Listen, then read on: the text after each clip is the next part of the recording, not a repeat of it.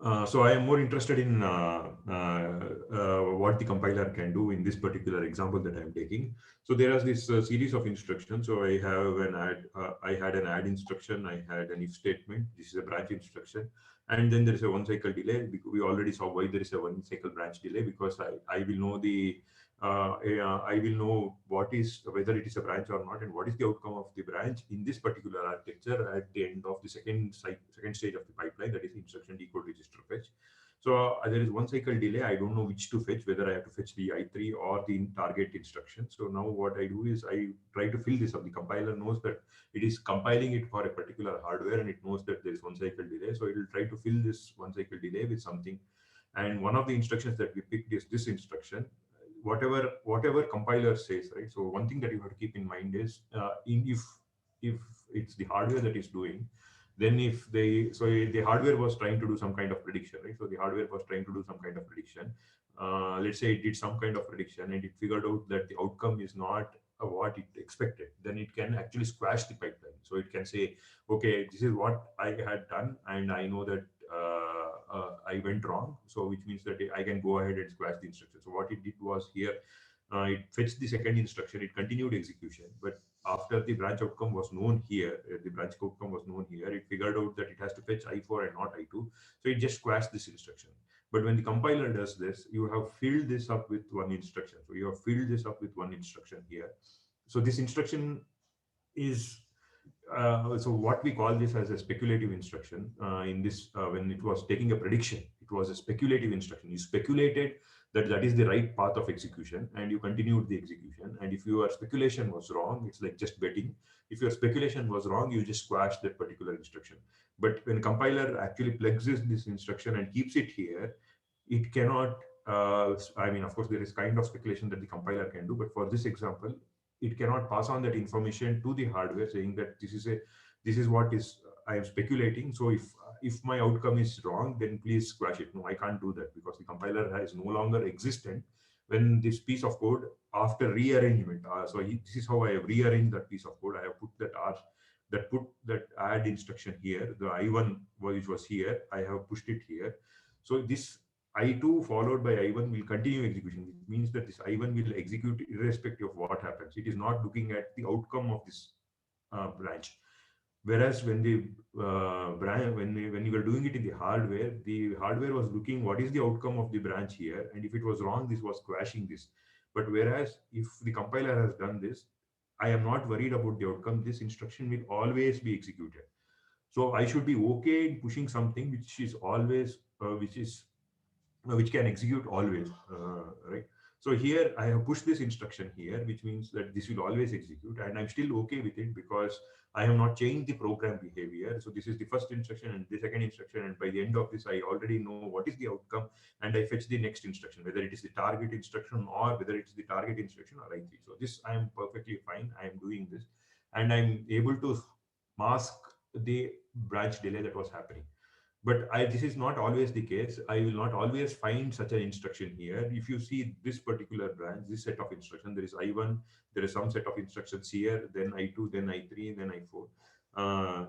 And if you see, I cannot push this particular instruction here because this R1 is dependent on this, which means that I have to wait for this instruction to complete. Only then I have to do an if statement. So I can only push, I can't push this. So now somebody told me that I can push this instruction here, but you have to remember that there is this I1.1, I1.2, I1.3 instructions. So there are multiple instructions in between these instructions. We don't know how many instructions are there. It is just a dump statement. So somebody said, I will pull this instruction and keep it here. So I pulled this instruction and kept it here in the delay slot. Yes. So now I am masking the delay slot. This instruction will always get executed. I cannot squash this instruction because compiler is no longer able to tell that this is a speculative instruction. It is not even a speculative instruction. It is always executing. So after this instruction will get completely executed. Whereas if it was if it was a hardware kind of prediction, if it was hardware speculation, then I could have squashed it as soon as I have known the outcome of this branch. So that is the difference. Of course, you can have speculative compiler instructions, but we will see that only in the compiler course later in the next semester, uh, when you meet me again. Okay.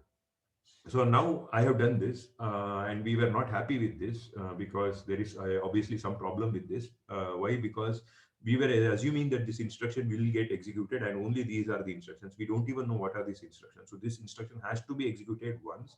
But now I have pulled this instruction and kept it here. So which means that I have changed the program behavior.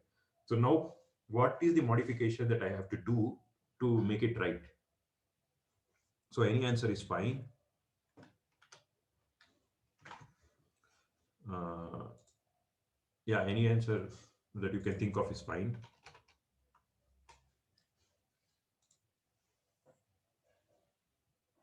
So does everybody follow why there is an issue here? I mean, answer is okay, but do you follow why there is an issue here?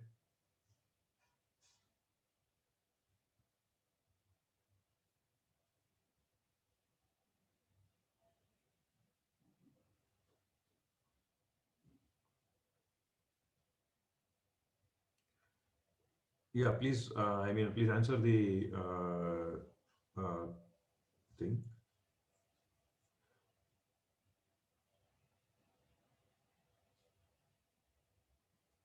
Okay, a lot of people haven't understood this. Okay. So do you understand why, what is the transformation I did from here to here? So I took this and pulled this instruction and kept this in the delay slot and I have no issues. So do you understand what I was trying to do here? So this will obviously come in your exam. So if you are not concentrating, it is tough to like either you have to listen to the video lecture again or to somebody else's video lecture. So as long anyway you are here, so I may as well make use of the time, right? Okay, so this I think everybody has understood. We don't know why we haven't understood this, but anyway, we'll see. Let's write it. So okay, anyway, this is written. So let's say there was a subtracting. I'm not saying this is the instruction, but let's say there was an instruction which said add I 1.2 instruction was something like this. Right? Now, what I have done to fill this delay slot is I can't fill this instruction in the delay slot because there is a dependency here. So if suppose say before this before this instruction R1 value is say 8 and R2 is 2 and R3 is 0, right? Um, so R2 is -8 and R3 is 0. Right? If I pull this particular instruction and keep it here, then this guy will say it is not 0 and continue with the execution this way. So it will be I3 followed by I4, right? So let's say I pull this instruction. Let's say, just for the argument's sake, let's say I pulled this instruction here and kept this in the delay slot. Okay. Because my goal is to fill the delay slot such that there is no issue, right? So I pulled that instruction and kept it in the delay slot. Now, after I pulled this instruction and kept it in the delay slot, let's say the value of R1 was 8, R2 was -8, and R3 was 0. Now, because that instruction is not executed, R1 value will still continue to hold. Now they continue to hold as 8, which means that this condition is true, which means that the next instruction that it will execute is I4 followed by I5 followed by I6. But if this instruction was there, let's say that add instruction was there, if the add instruction was there, then R1 would have become 0, which means that the next instruction after I3 would be I1 followed by 1.1, 1.2. So I cannot pull this instruction and keep it here. So I cannot do the previous optimization that I was doing. So I have to figure out a way to pull some other instruction. So that some other instruction is what we are thinking about. So once somebody's told me that I can pull this particular instruction and keep it here. Yes, we can do that. But the problem is that if I pull this instruction here, it will get executed. What will be the instruction stream, right? So the instruction stream will. So my actual instruction stream is I1, I1.1, I1. I'm just putting a decimal because there was no way else to fill it up, and then I2 followed by I3, and then there is a branch which will repeat either go to I4 and or repeat again, right? So that is what I have. This is my exact instruction stream that was there. If I have pulled this instruction and kept it here, my instruction stream is no longer I1, it is I1.1, I1.2, I1.3, followed by I2. Anyway, I1 will get executed, then I3. So then there is a branch of this. But of course, this instruction is not dependent on this instruction. So now my question is, if I do this, then obviously there is a problem because I am not executing this instruction. I'm not executing this particular instruction. And if this value of R4 was being used somewhere in this instruction, then I will get the wrong value, right? So let's say if it was R4 was 8, R4 was say 8, right? Then this R7 will not no longer get 8 because this R8 was calculated here. So I can't just pull this and keep it here. So what is the solution that you would propose? So what can I do to overcome this issue? So what can I do to overcome this issue?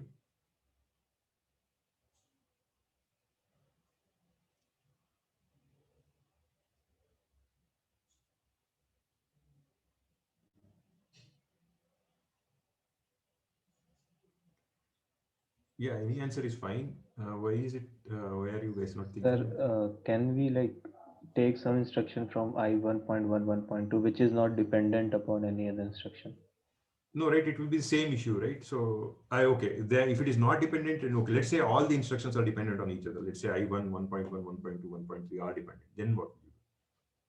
Sir, can we move the if statement up? No, that No, will be I the. can't do that because that is dependent on I2. Hmm. Can No, we, go ahead. sir, can we make a copy of the instruction? Yes, right. Yes, as simple as that. Who told this answer? Pawan, Oh, yeah, it's just as simple as that, right? So I just make a copy of this instruction. So why was it? Okay, maybe you guys have not seen. Okay, I think I am more biased because I have seen already compilers. So I just make a copy of this instruction, right? So now, how many of you think this will work? So now my if statement is here, but I made a copy of that instruction here, which means that anyway this will get executed. So this will get executed once. This will get executed once. So what was this? This was a do while loop, right? This was a do while. Okay, the other way to think about it, this was a do while loop. I converted this state to a while loop, but I added that do statement again here. So I just copied this, and it will. This instruction is now again I1. Now again I1.1. So I am pointing to I1.1, and now again I1 is here. So this will anyway get executed once. After that, this is executed. So even though this fixes the do while thing, now you're executing that I1 irrespective of the result of the if, right? Yes. So what is the issue with that? So that's not always correct, right? Why is it You not? don't Yes, you're al- right. You're right. I'm not saying yeah. you're not. Yeah. Um, so right now, what we'll be doing is we'll tell the hardware that irrespective of the outcome of R1 of the if, you have to execute the subtraction statement. Yes, excellent. But that's not true. Like we only have to execute it when the condition is true. Yes, but can I can the compiler make sure of something such that so now there are two things, right? So one is that I want to fill this delay slot such that there's no performance loss. So I should execute this instruction filling in the delay slot. So why was the hardware doing some kind of prediction? The hardware was doing some kind of prediction because it wanted to lose, it wanted to gain performance, right? It was so hardware was saying I will execute as if the branch is taken and execute it. If I'm wrong, I will squash it. If I'm not wrong, I'll continue the execution. If it was wrong, it was squashing that instruction. Doing branch prediction, it was saying I will execute this instruction for more performance. If I am wrong, then I will squash this instruction. If I'm not wrong, I will not squash this instruction. The compiler also had another choice. What was the other choice? Not do anything for that instruction. It could have done that, but the compiler was saying I will take that risk for to gain more performance. The hardware, sorry, the hardware. Whereas in the compiler is also trying to take some risk for getting the performance. What is it doing? It is trying to execute some instruction in from target, right? So it is trying to execute some instruction. It is trying to execute some instruction from target, right? So that is what Devashi is saying, right? So it is trying to execute this instruction, this particular instruction from the target, which means that it is also doing some kind of speculation, but it cannot squash this instruction because this instruction will always be executed. So what else should the compiler make sure? If this is correct, let's say I let me give you the answer that whatever I've done now is correct. But the compiler also has to go one step beyond and make sure something else. What should it make sure of? The copied instruction is executed only once. No, that copied instruction is executed only once, right? There is no way that it will get executed twice, because after the if statement, it is coming only here, not this instruction. So the copied instruction is executed only once. So that you don't have to be worrying about.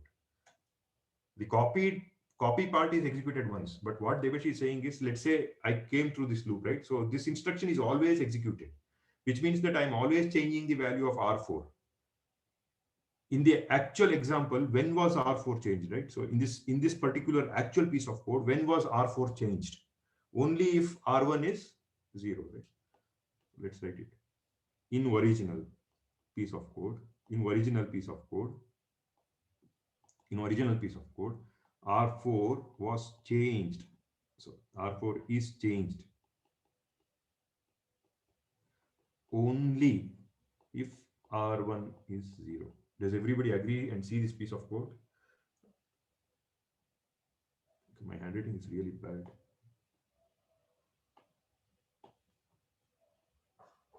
Okay. See, R4 value will be updated. R4 value will be updated by the subtract instruction only if R1 is 0. This is the original piece of code which the programmer gave it to the compiler. The compiler wants to say, okay, there is a delay slot. I don't know whether the hardware is good enough. Maybe the hardware is dumb. So I would want to do some kind of optimization because I've been paid to do this. So what it does is it makes a copy of this instruction, keeps it at the top of it, and also makes it pushes this instruction here. Okay. Now in this particular thing, in original, R4 is changed only if R1 is 0. Now when is R4 changed? Is it changed only when R1 is 0? Is every time. Yeah, it is not. So R4 is changed, not just only, always. Irrespective of whether R1 is 0 or R1 is not 0. Right? Irrespective of whether R1 is 0 or not, R4 is always changed. So if the compiler has to push ahead and make this change, then what should the compiler? Okay, my screen sharing abruptly ended.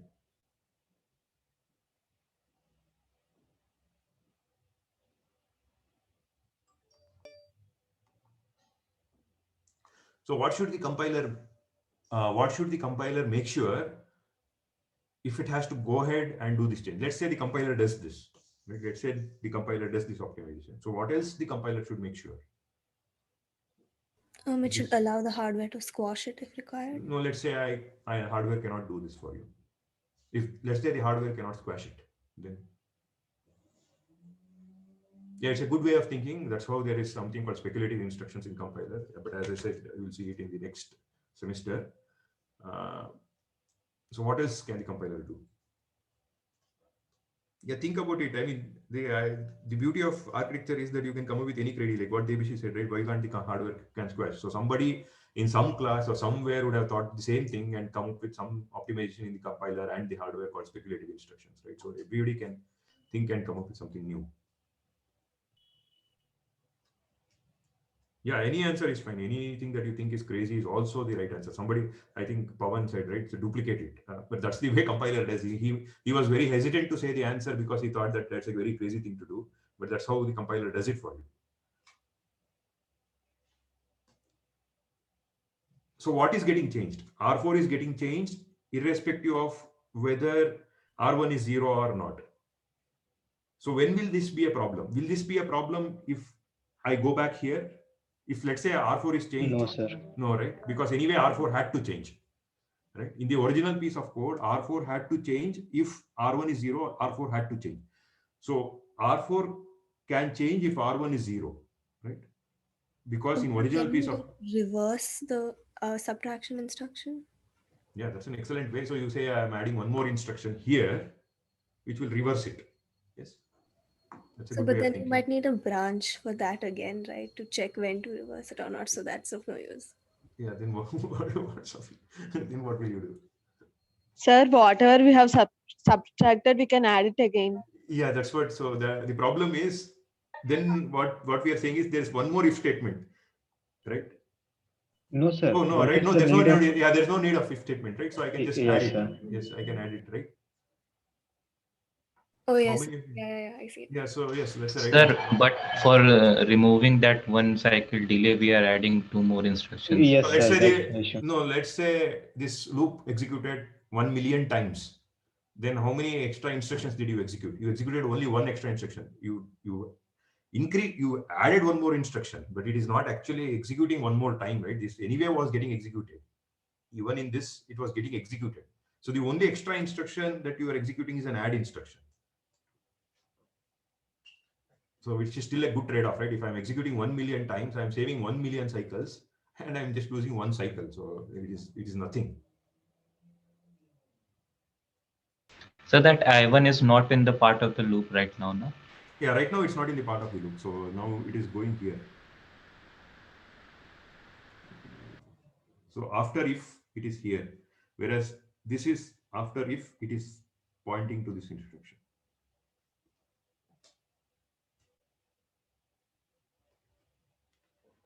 Yes, I can add, but I can also, I mean, I don't even have to add. I can actually do something like this. The compiler, what does the compiler know, right? So, okay, one good thing about compiler, and okay, let's see, right? What is one good thing about the compiler and what is one bad thing about the hardware? Can the hardware, let's say I give it 1,000 instructions. Let's say I give the hardware 1,000 instructions and ask it to execute those 1,000 instructions. Do you think that the hardware sees the entire 1,000 instructions and then starts executing? No, sir. No, right? It will pick one instruction, do execute, pick another instruction, do execute, pick another instruction, do execute, right? It's as dumb as it. So even if you give it 1,000 instructions, maybe if pipelining is allowed, it will pitch like five instructions, but it will not see the entire program. But what's the advantage of the compiler? The compiler is not executing it, right? So if I give a program to compiler, what does the compiler see? The compiler sees the entire program, right? So which means that the compiler is able to see the entire piece of code, right? So the compiler is seeing this entire stream of code. So this entire thing is seen by the compiler, which means that the compiler also sees what is this instruction, what is the next instruction, what is the next instruction, so on and so forth, right? So the compiler has an overview of the entire program. So what should it make sure? All it has to make sure is that this R4 is not utilized anywhere else in the program later in the program. That's all. If R4 is not utilized anywhere else in the program after this instruction, then I can do this optimization. And why does the compiler know that R4 is not used? Because it is the guy who is generating that particular piece of code, right? So it knows that R4 is not being used. It can do even more intelligent. It can figure out that R4 is being used and somehow obscure that, but that we will again not see it in this particular semester. But you can do that, right? So as long as the compiler makes sure that after this instruction, no other instruction uses R4, I can do this optimization. Okay. Do you think do you agree with that statement, or do you think it's not right?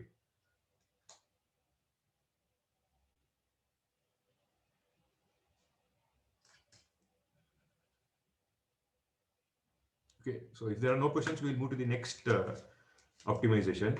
Is this clear? Yes, sir.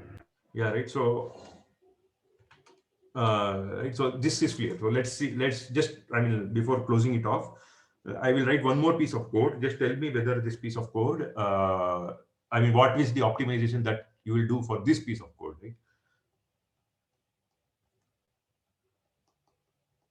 So add R1, R2, R3, and then if R1 is 0, then there is a delay slot here. So we know that this is a delay slot. This is not in the part of the program. There is a delay slot here, which means that I need to fill this up delay slot. Then say, let's say there is this.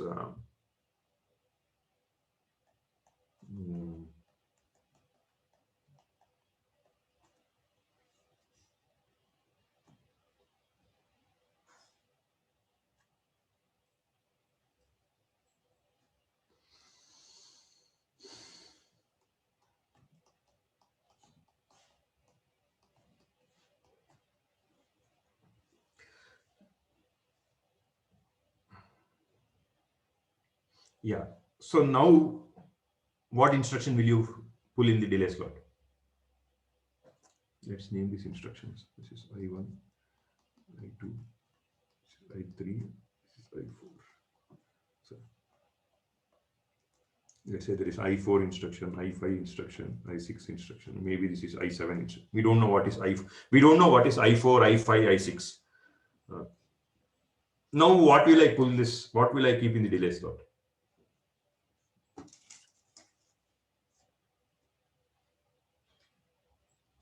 Yeah, any answer is fine. Will you pull this particular instruction? Will I pull this instruction and keep it here? No, So sir. No, right? last Because I7 one. I7 add R4 R5. because there is dependency. I can't pull this. Now, how many of you think that I can pull this particular instruction and keep it here? Is it okay if I do that? R5, R6 may be dependent upon these instructions, right? Yes, right. R5, I can't do this, right? Because R5, sorry, R5, R6 might be dependent on something that is getting computed here, or these instructions might be dependent on R4, which means that it might be these instructions might be consuming R4. If I keep it here, if I keep this particular instruction here uh, in this branch delay slot, then I'm actually making changes to the R4, which I should not be doing. So I But can't sir, pull this instruction. that thing we can actually neutralize, right? How?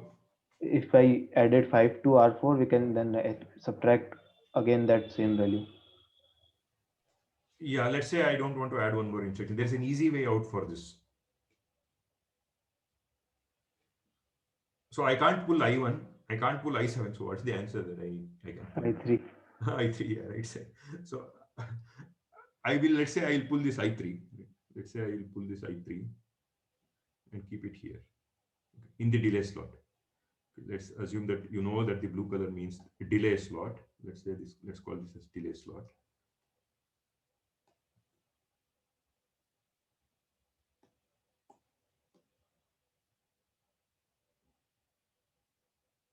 So, but we're assuming that we don't need to use R7 anywhere again, right? Yes. Okay. Anywhere again, where? Can you use R7 here? No, that doesn't matter. But like I7, like after I7, we need. After R7 should not be used. That's all. That's the only assumption, not the assumption. The compiler should make sure that R7 is not utilized anywhere here. Similar to what we did, right? We pulled R4 here and we said that the compiler will make sure that after this instruction, right? After whatever this instruction is, say I8 or something. After this instruction, no other instruction here uses R4. So similarly, here I just have to make sure that no other instruction following I7 will use R7. As long as I'm okay with this, this will work perfectly well. So what are the optimizations that you saw from the compiler is called? There's a specific name for this optimization. These are enabled in, I think, O1. If you enable O1, I think this gets enabled, but you can check the man page. So what happens, what initially we did was we picked something called from before, which means that we were not, like, this is the one that we pulled from before, right? So this was from before, where there was no dependency between this if statement and here. So I just pulled it from here. So this was from before. That's the best thing that the compiler can do, because then I don't have to worry about whether this is being used or not and things like that. But such a case will generally might not be available. So I either pull it from the target. Why do I call it from target? Because I am pulling it from the if statement's target here, from the if statement's target. If from the if statement's target, I am pulling something, right? So, or I can pull something from fall through, because this is fall through of the if statement, right? So this statement, if you see here, is a fall through of the statement. So I can pull either from before, from target, or from fall through. The compiler will always try to choose from before. If it from before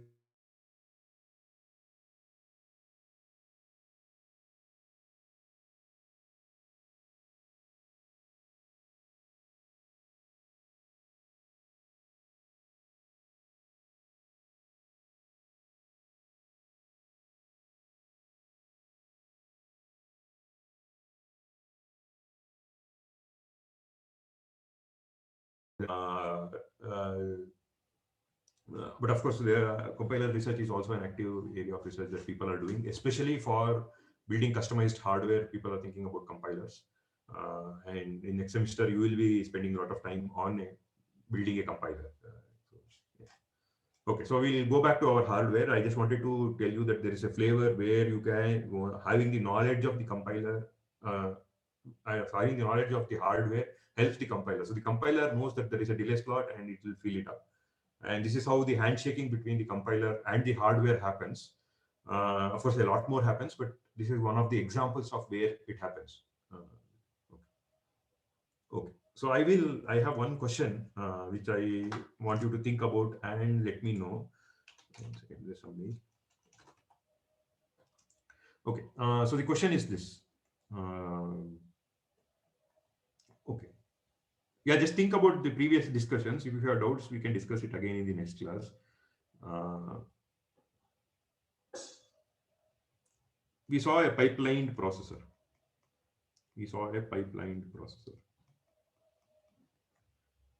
And there is always an unpipelined processor, which means that there is no pipeline.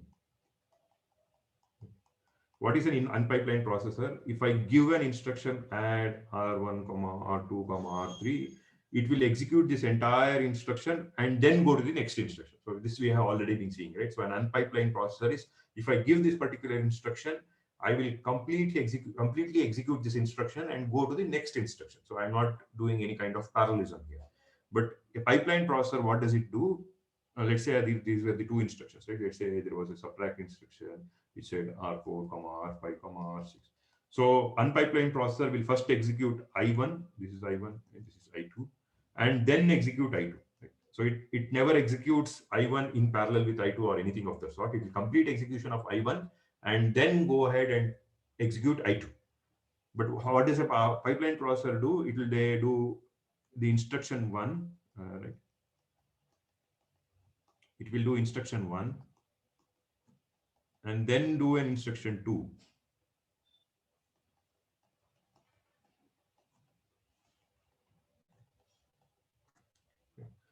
Let's say, so just try to think about this and answer. On unpipelined processor,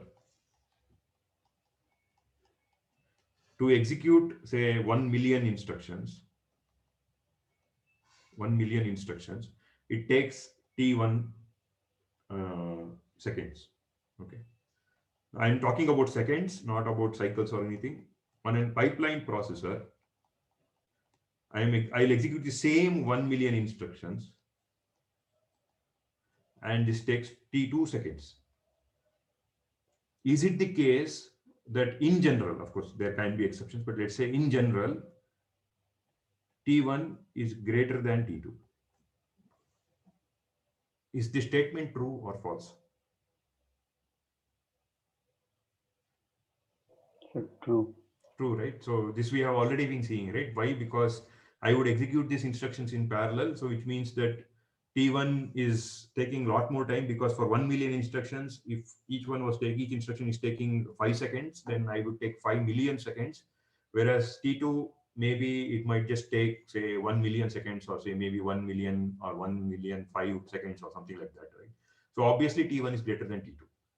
I hope everybody knows the answer to this question. If you don't know, please talk to me, because then it's alarming. I mean, it's obviously a point of concern. Okay.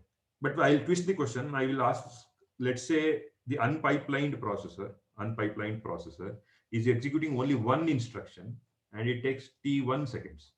The pipeline processor is executing the same instruction, only one instruction, and it takes T2 seconds.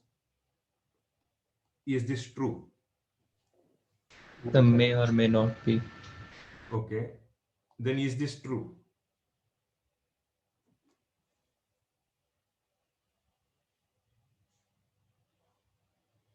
The pipeline structure has some overheads also. So for one instruction, maybe it will take time. Yes, so that's the right answer. So the answer is generally T1 is less than T2. Why? Because of the overhead. And what is the overhead? We have been seeing that there are some latches here. Right? which means that I am going through this latch. So there is some latch delay that is being added. So if this stage was taking 1 second, 1 second, 1 second, 1 second, 1 second, an unpipelined processor doesn't have any, and there's no need for a latch or anything. You can just keep pushing further and further. So this will generally get executed in 5 seconds. But because of this latch delay and the pipeline logic that kicks in, apart from the 5 second, I'm adding extra delay. So a single instruction, if I take, more often than not, it will be something like this: T1 less than or equal to T2. But whereas if I take huge number of instructions, T1 will always be greater than T2. So this is a fairly common gate question. You pick five different gate question papers, 5 years. You'll see at least this question being asked twice or thrice. Not just in gate. Generally, we ask this in same even PhD interviews, because generally people will say this is never possible. They will say that this thing is never possible. So, but for one instruction, the time is so small that it doesn't matter. No, it matters. That's why I was saying. So we will do some problems where this will matter. Okay.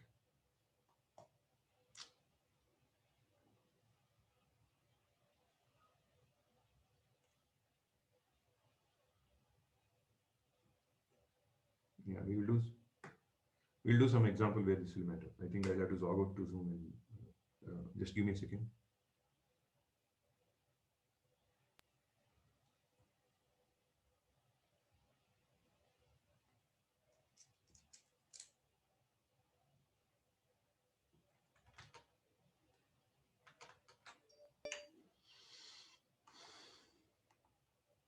Okay.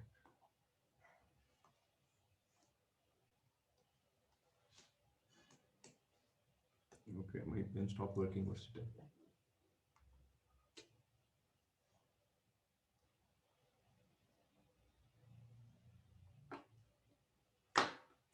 Okay, let's just get fixed up.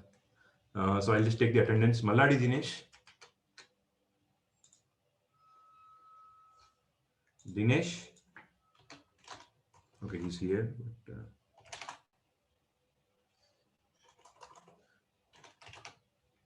yeah. Dinesh, I saw you.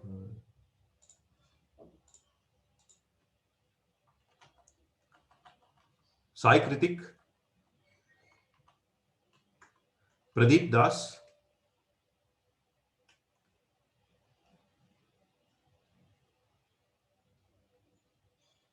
Pradeep Das.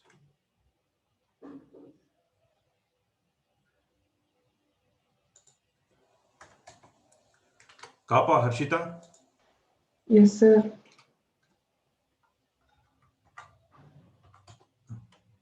Okay. Harish Pradyot. Present, sir. Okay.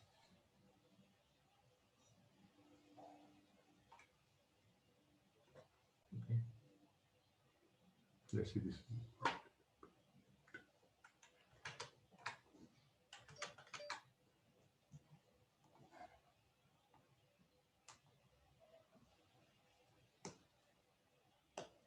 Okay, for some reason this is not working.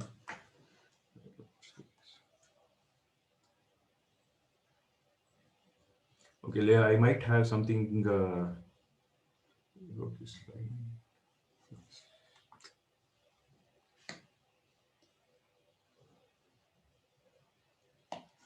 Okay. Good.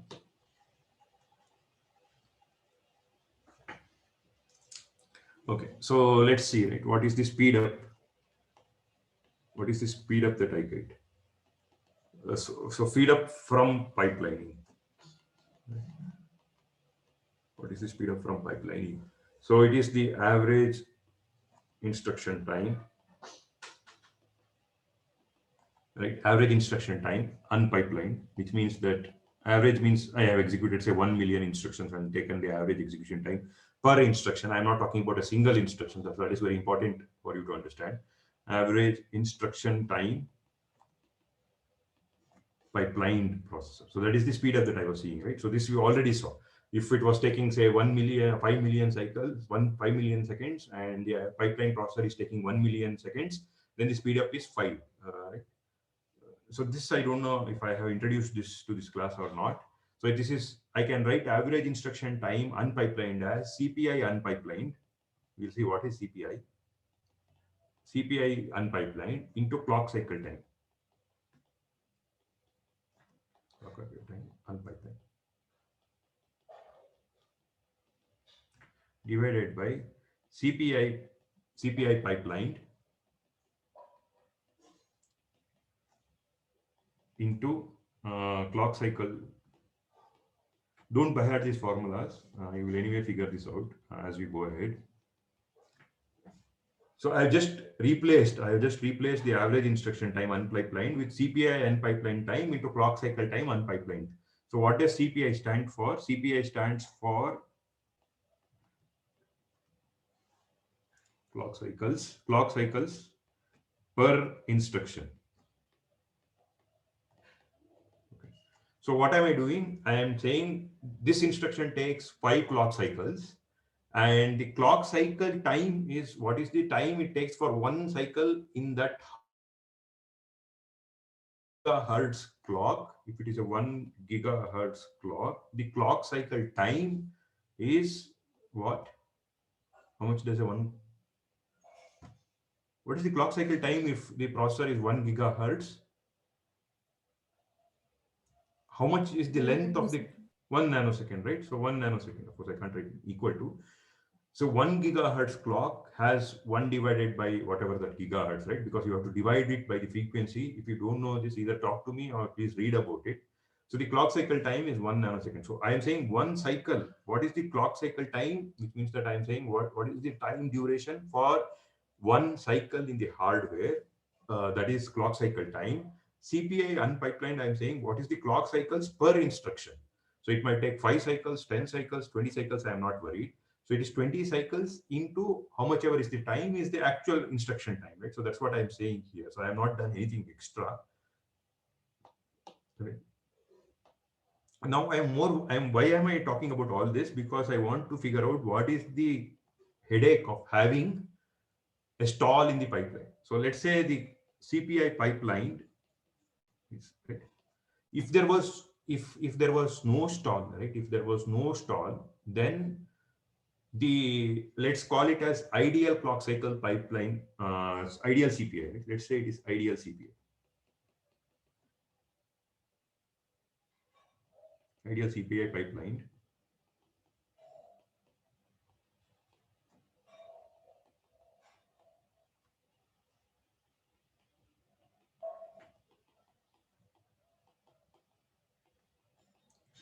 So what is the actual CPI? So I'm trying to figure out what is the answer for this particular guy. Right? I'm trying to figure out what is the answer for this particular guy. So what am I saying here? Here I'm saying the CPI pipeline is the ideal CPI, that is without any stalls. If it was taking one cycle, right? So I was able to push out one instruction per clock cycle, right? So if you remember the pipeline, what was happening in the pipeline, I had something like this, right? So in the fifth clock cycle, I get one instruction out. In the 6th clock cycle, I get one more instruction out. In the 7th clock cycle, I get one more instruction out. In the 8th clock cycle, I get one more instruction out, so on and so forth, right? So this is what was happening in the pipeline. So I was able to get one instruction out every clock cycle because of using pipelining, which means that if there were no stalls, then the ideal CPI is what? How much is the value of ideal CPI? Yeah, any guess is fine. What is the ideal CPI? If there were no stalls, what is the ideal CPI or what is the CPI? How much time does it take per instruction on average? One, right? So this will take 1, right? So this will take 1. Why? Because I am able to get one instruction per clock cycle.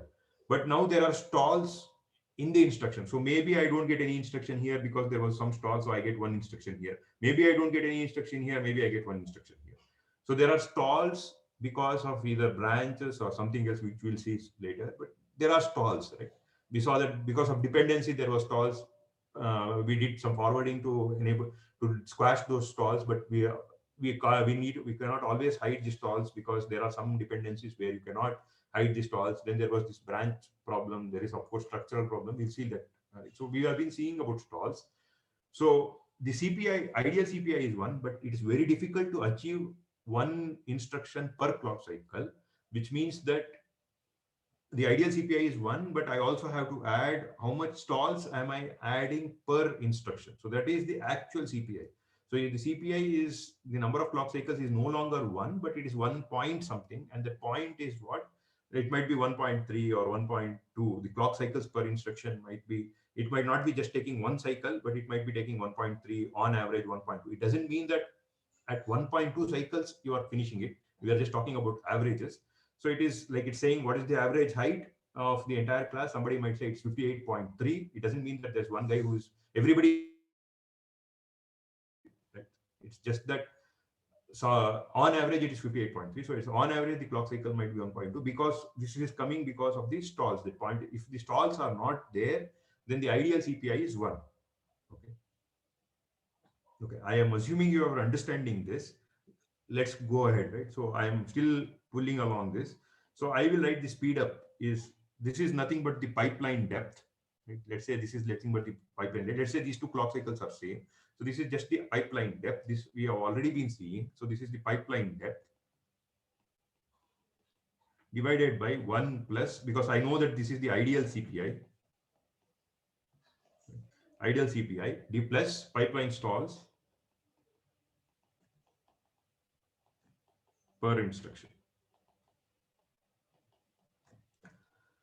Now let's take the case. Let's take the case where there are no stalls.